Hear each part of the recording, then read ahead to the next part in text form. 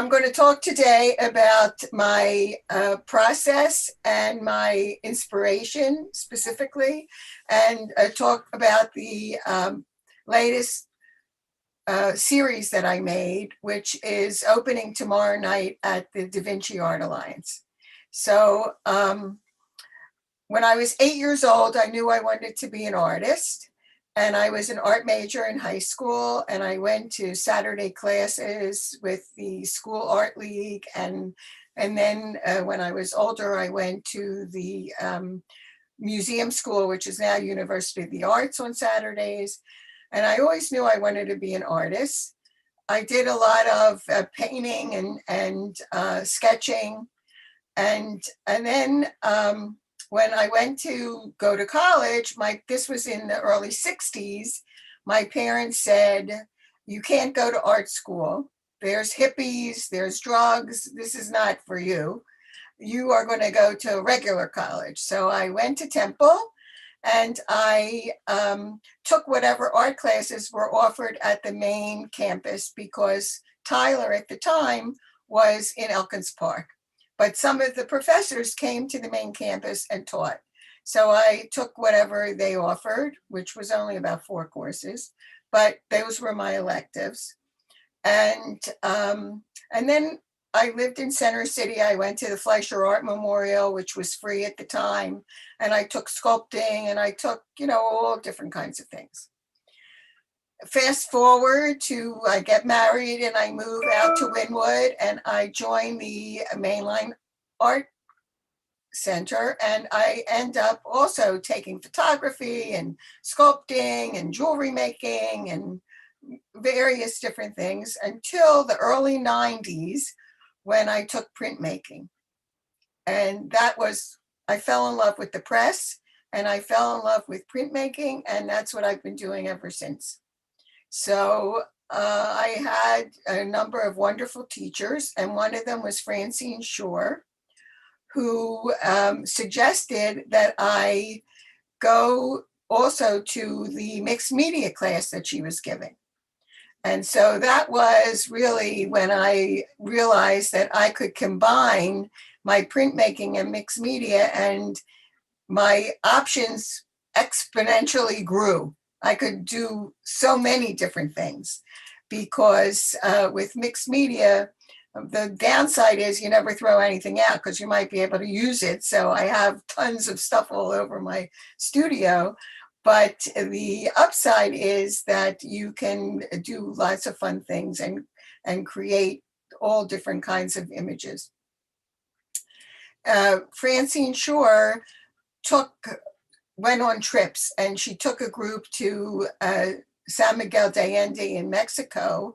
And a very, very dear friend of mine, unfortunately, had died young, and left me a little money with the proviso that I could not use it to pay bills. I had to do something special. So I went to Mexico with my teacher. There were 12 women and her, and she would give a lecture in the morning, and then we would do our art. I had my own room. I made my bathroom the studio, and I would do hand printing there. And then we would do a little traveling, or we would all end up meeting for dinner. Of the 12 women that were there, I was the only one that didn't call myself an artist. I was a counselor, a former counselor who used to do art, or I am an art. I was afraid I couldn't just say I'm an artist. But when I came back from that trip, I said, I'm an artist. I am going to get cards made and I'm going to have a show. And I was in a restaurant in the Northeast, and they had blank walls. And I said, I could have an art show here. I'll put beautiful art up, and I'll give you 10%. This is how much I knew about art at the time. I'll give you 10% of whatever I make. And, I'll have a party here, and we'll do it. So I had an opening and I had a closing, and I ended up selling 11 pieces. I was thrilled. So that was the beginning. And I said, I'm going to be this professional artist that I always wanted to be. So fast forward, I ended up starting ARTsisters because I needed colleagues. I'm used to working and having colleagues. And as an artist, when you're in your own studio, it's very lonely and you need people to talk to and discuss things with. And I got involved with them. And I'm also involved with the Mainline Art Center and a Da Vinci Art Alliance. And I slowly started doing series where I would do maybe 6 to 8 of a particular series. And the other aspect is that I love to travel. And luckily, my husband and I, in the last 20 some years, have been able to do serious traveling. We went around the world twice. We've been to Asia a number of times, and South America, which I love, a number of times, and North America. We've been, to various different beautiful places. And usually what happens is that I come home and I have photographs and I have pictures in my mind's eye of what stimulated me or what stayed with me and what I had a real strong feeling about. And I will do work from that place. But this whole year and a half almost now, there was no travel. So I had to depend solely on my mind's eye and what I remembered and what really stuck with me about these places. And I did a series, and I couldn't go out, and I wasn't going out to eat, and I wasn't seeing anybody. So I did a series of almost 90 pictures of the 7 continents that I have been to. I've been to all the continents, Africa twice, Europe a number of times, North America a few times. I mean, really, I'm very fortunate. And so I wanted to make these images from the places that I've been. So the one that you see behind me is from Namibia. They have these phenomenal, huge, really huge sand dunes. I think they're the biggest in the world. And it's just gorgeous. And the Namibia desert is beautiful. And so this is one of those. So I'm going to share my screen and show you a slideshow of the different continents. And, oh, wait, how do I get that bigger? Let's see how I do that. I forget already. I am screen sharing, but I want this to be big. How do I open it? I thought this opened. Now we got it to open. What did I do? Do you remember? You tried double clicking it? I double clicked it, but I don't want it to show small. I want it to show big. And I have to turn the music off. I don't want the music. See, it's not opening. Oh, okay. I think it's because you shared your desktop. Oh, okay. So what should I share instead? New share. Tell me what the options are. Whiteboard, Firefox pose, no. Safari, phone, no. Maybe whiteboard? Oh, or maybe you chose Safari before and you want to choose desktop. No, I chose desktop, but let's see if this whiteboard works. No, that's not it. That wasn't it. Isn't that something? We did it and it worked before. Let me just see. Share screen, desktop, but I want this to open. It's not opening on your screen? It's not opening on my screen, no. Okay, yeah, I see. I think it should be working. Do you know how to right click on it and see if there's an option to open it? Okay, let's see. No. Oh, open. Okay, maybe that's it.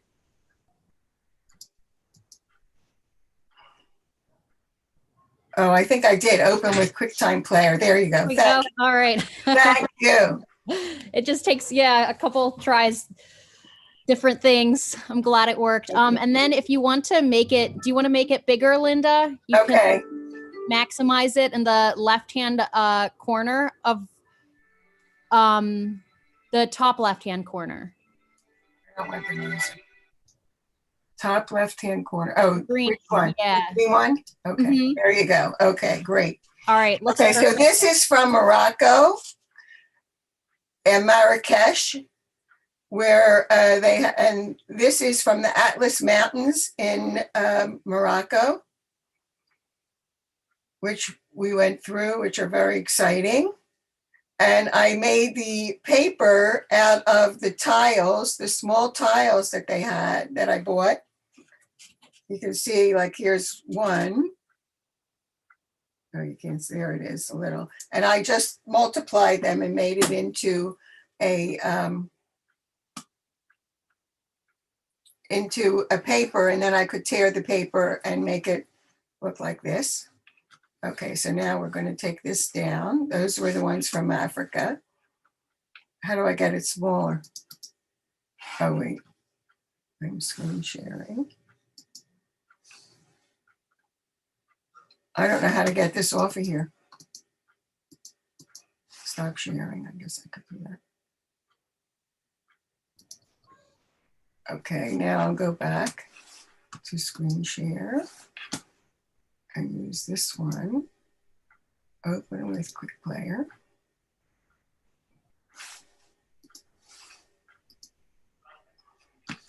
This is from Antarctica, which was an amazing trip. My husband and I both had cancer. I had breast cancer and he had prostate cancer. I said we were the middle-aged poster children for cancer. But in 2012, we had it. And when we were finished with all of our treatments and everything, we went to Antarctica. And this is the, all you see, I mean, it's not like the North Pole. There's no animals. It's just fish, walruses, and birds, and seals, and that's all. So you have absolutely gorgeous, pristine snow everywhere, and beautiful skies. You know, I mean, everything is just so new and so clean and really spectacular. So I did a bunch of series, and then I put in that little bit of orange different places because global warming is a big issue there. Right before we were there, a piece fell off that was the size of Rhode Island. It cracked away. So, I mean, the place is huge. And if you picture it as a big ball, we were like on this little, if it's this big, we were in this little tiny part that's the closest to South America by a boat. And you go with a boat and you see all these beautiful icebergs and formations. It's amazing. And then when they break off and they slide around, you have little icebergs and big icebergs. It's quite stunning. And the next one is Asia. So when I'm at a different place, when I go to different places, I often buy paper there. So I bought a lot of paper when I was in Asia. This is Japan, and you see that I use some Japanese papers. And actually that's a newspaper from Japan with some of the writing on it. And I tried to capture the feeling that I had there. It's beautiful, it's lovely. This is in Laos and Cambodia and Thailand and Vietnam, where they have the rice and the other things growing. And this is from China and Jerusalem. So those are some of the places that I saw there and that really struck me. And what I do is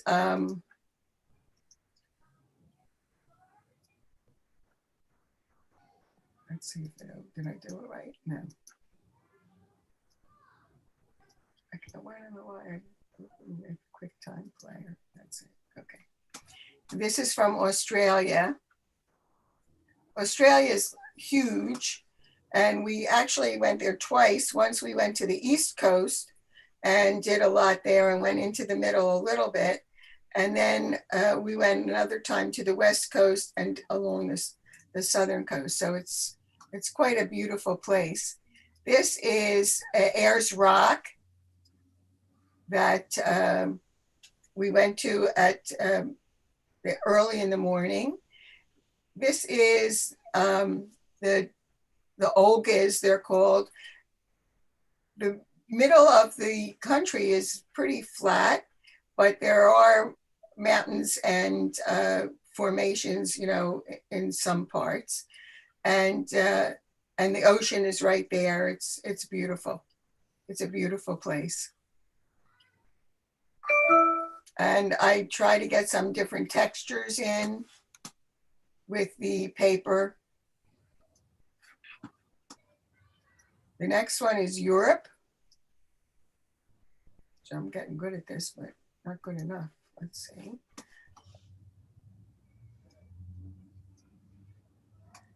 So I've taken trains through places, Spain. Those two are from Spain. This is more from England in the countryside. This is the Cotswolds that I went to, and it rained a lot, but it's beautiful. And the Alps are beautiful, and the Switzerland, and this is another one from Spain. And I used a lot of paper here that is from William Morris, who is a famous arts and crafts guy. And then one of my favorite places is Tuscany, which is very green and has a lot of grapevines and wine cellars. And so I used the purple for that reason and made the series about Tuscany.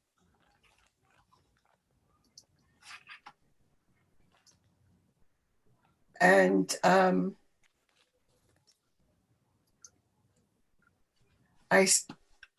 North America, the American West is just spectacular. And I've had the opportunity to go to quite a few of the beautiful national parks. This is from Mexico.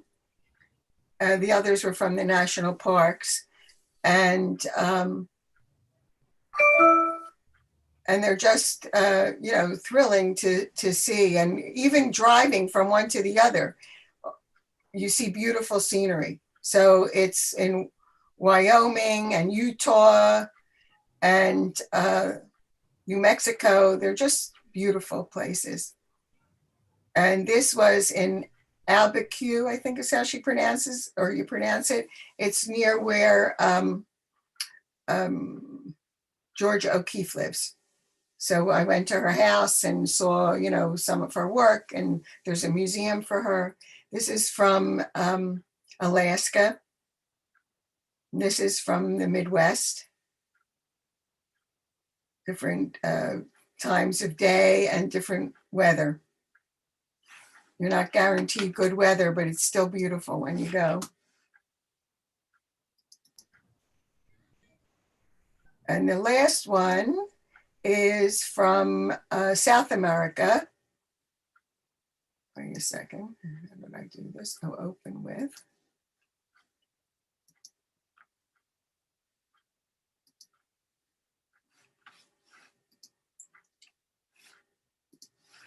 Oh.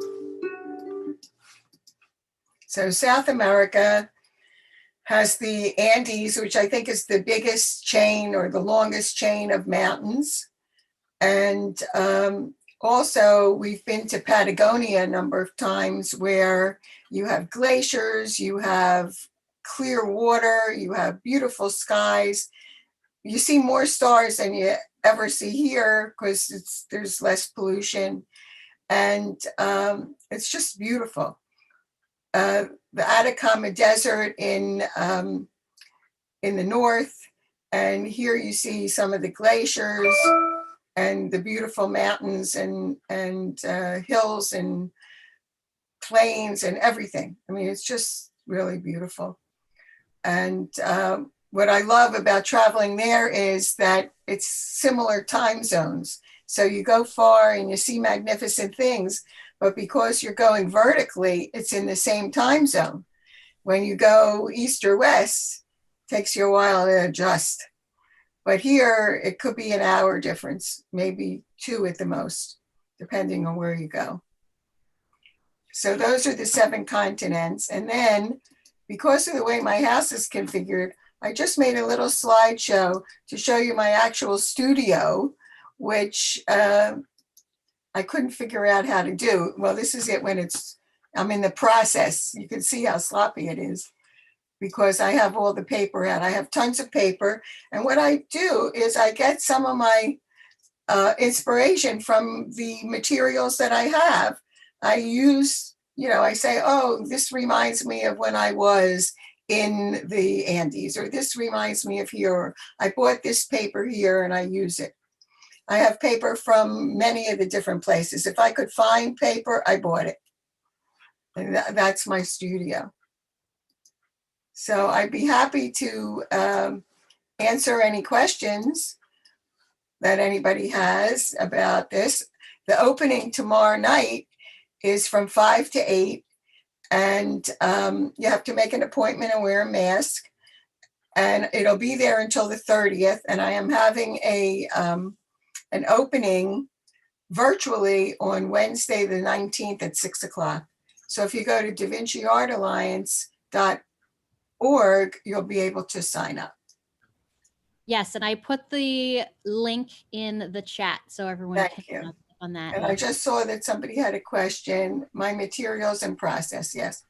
So the process is that I get an inspiration from something that I've seen or something that I felt, and I think about it for a while, and I think, how do I want to do it, and what do I want to emphasize, and I don't like do it right away necessarily. And then I did make my own paper once, but I don't normally make my own paper per se. What I do though is I buy a lot of paper. I mean, I'm lucky that the thing that I'm addicted to is paper and not diamonds, or I'd be in the poorhouse, because I have tons and tons of paper. And I can't go into a paper store without buying something, because when I look at it and I like it, I said, oh, I have to have that. I might want to use it. So I think about what I want to create. And then I start looking through my supplies and finding things that I think will work. And I put them together and I make a pile and I look at it and I think about it a little more. And then I start either with a monotype that I made. Now this year I couldn't make monotypes with a press because everything was closed and I couldn't get access to a full press. But I could do some things like stenciling and silk screen and anything that I could do by hand at my home to make the paper, like the paper that I did for the ones from the wine country in Tuscany. Those I could do at home because they were made with the purple ink on green paper from, or the vice versa. Some of them are the other way, with stencils and silkscreen. And then I decide on like what size I'm going to use. And lately, this whole series is 12 by 12. And then I start tearing and moving things around and leaving them there for a day or two and coming back and looking at it and making changes and tweaking things and thinking that I need more light or more dark or more whatever. And then I start pasting things together. And then I look and see, do I want to add any pigments of any kind? Do I want to do some glazing? I use Aqua color a lot, which I like. It's made with soy, and it's an ink that has a nice sheen to it at times. And also, it's easy to wash up because it's water-based. I don't use oil-based ink anymore. and I make, I play with it a little more, and then I leave it up for a few days, and then I look at it. And if I'm finally satisfied, I then I'm, finished. It's finished. Then I try to make like a series. So I would do several related, and then I check them all out as a group and see, does it work and how do I like it? So, it takes me a while to get it all finished individually, and then also as the group, as the group of artwork that goes together. I think that answers your question, does it, Janine? My materials and my process. So that's how I do those two things there. And it looked like there were photographs in some of your work. Yes, some of it is photographs, especially the ones from Mexico. They're photographs that I've altered in Photoshop to some degree. I play around with it in Photoshop, and then I print them, and then I do collage and printing on top. I enhance color, I change some color, and I use the press also with that. Yeah. So when it's mixed media, it's really mixed. I can use anything. So I use papers, I tear papers, I create papers. I use paper that I bought, and then I print on top of that, and then tear it and use it in the final product. I'm sorry about the noise in the background. There's kids in the building. No problem. But you know what I just thought of just now, because Janine said something about the handmade paper. It would be really cool if you collected like natural materials, like plants and stuff like that, or like minerals, and like put it in handmade paper with using those materials. Stuff. Yeah, that would be interesting. I took a paper making course actually once at the Mainline Art Center, which I really enjoyed, but you need so much stuff, and I just didn't want to invest in it really to do it. Because I have so much stuff as it is already that it would just be an overload. I couldn't do it. Yeah. Do you, now that you're vaccinated and travel restrictions are easing up, do you have any plans for? Yes, well, I don't have specific plans, but we do want to go. I have never been to Iceland, and I really want to go. I hear it's gorgeous. And then there's a couple places I've never been to, some of the places in Europe that I want to go to. And then there's certain places that I always want to go back to. I want to go back to Jerusalem. I want to go back to Italy. I love South America. There's some places I haven't been, and then there's some places that I would like to go to. I love Chile. The problem is that you have to also know what the environments are there and make sure that things are safe to go. And I'm not ready. My husband keeps sending me, he gets certain things that I don't get about real cheap flights. And I keep telling him I'm not ready to go.